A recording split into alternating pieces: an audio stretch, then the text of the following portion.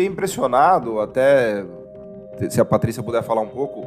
Eu estava estudando a coisa do shale gas americano, que eles descobriram o petróleo e gás lá naquele folhelo, e eu fiquei assustado com o volume de recursos públicos que o Departamento de Energia americano colocou nesses projetos. Essa era uma história que eu não sabia do detalhe. Foram bilhões e bilhões de dinheiro colocado a partir de Washington, no Departamento de Energia, desde o segundo choque do petróleo, para os americanos buscarem fontes alternativas de petróleo em território americano. Sem o dinheiro público do governo americano, o shale gas não existiria. Isso é muito claro hoje, né? Só que as pessoas, em geral, não sabem disso. Elas imaginam que é tudo que é... A iniciativa privada. Que faz, né? Até se a Patrícia puder falar um pouquinho, depois a gente volta pro Estrela nos contar o pulo do gato ali, que a gente não chegou nele ainda. Então, em relação a essa questão do investimento norte-americano, é muito importante a gente falar que realmente eles consomem 1/5 do petróleo produzido mundialmente, né, por dia. Então, e uma grande parte disso é em gasolina, tá? Eles têm um perfil de consumo diferente do nosso.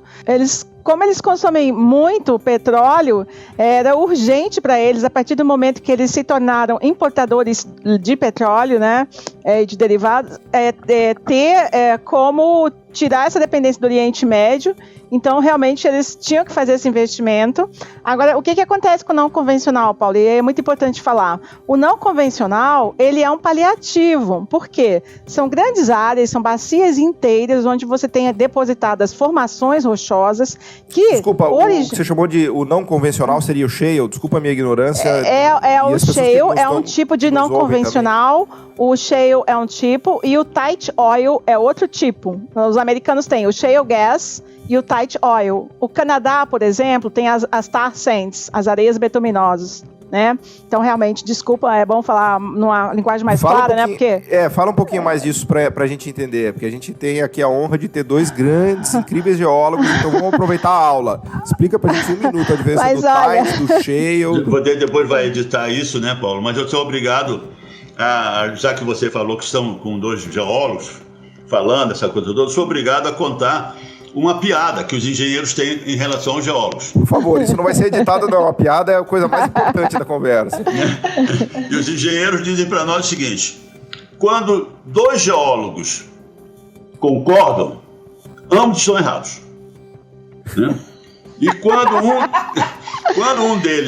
há uma discordância entre eles, é possível remotamente que um deles esteja próximo da verdade. Então era isso, antes que você falou que está contando com 2 geólogos, aí eu já te adianto isso. Bom, então espero que vocês discordem aqui no programa.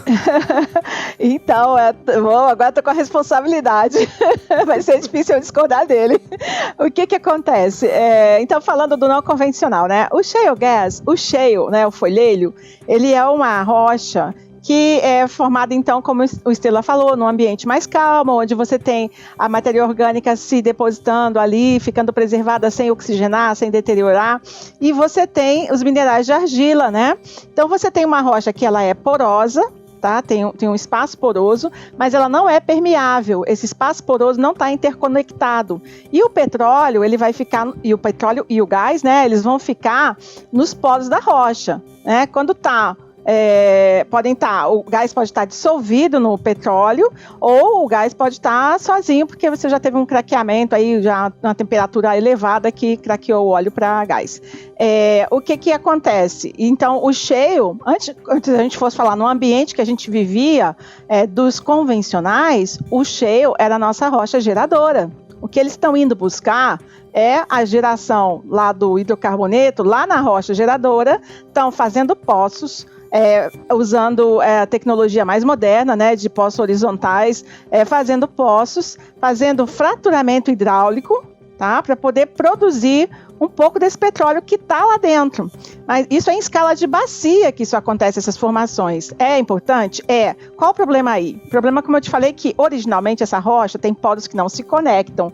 Então você drena esse volume onde você fraturou e depois a produtividade desse poço vai cair rapidamente. Então, eles têm sempre que estar perfurando poços. Uma coisa que ninguém fala do não convencional norte-americano é que vive no vermelho. Quando a gente começou aí em 2019, eu não sei se foi na virada de 2019 para 2020 que eles estavam pensando, ou foi em 2019, em algum momento, eles estavam pensando que iriam sair do vermelho. Não, aí veio a pandemia e deu uma cacetada, você viu, desculpa o vocabulário, você viu o que aconteceu com o preço do petróleo, chegou a ficar negativo, não foi? Foi um negócio muito punk. O preço do petróleo mergulhou para baixo dos 40, veio quase até $20, $25. Não, teve coisa pior lá na área deles lá, eu não lembro assim exatamente, sim, tá? Sim. Por quê? Porque é uma... derreteram, né? Isso, porque é uma coisa assim, que eles começam, assim, eles já têm um problema financeiro, que é, o cara pega um dinheiro para investir lá, e aí o cara tem que perfurar poços para estar continuamente substituindo os poços que ele vai perdendo, porque a produtividade vai caindo muito rápido. Tá? Isso é o shale gas. O tight oil é uma rocha, né? Pode ser um arenito, é uma rocha que originalmente pode ter tido poros, onde tinha condições para o hidrocarboneto estar melhor e tal, mas essa rocha sofreu aí uma diagênese, né? Que é uma alteração que a gente chama, que a rocha sofre ao longo da vida dela, uma cimentação, uma precipitação de clorita, alguma coisa, e aí essa rocha, ela virou, então, uma rocha que ela tem hidrocarboneto, mas ela também tem uma permeabilidade muito baixa. Então você também vai ter que utilizar, né, essa rocha, vai ser também, não vai ser um reservatório convencional.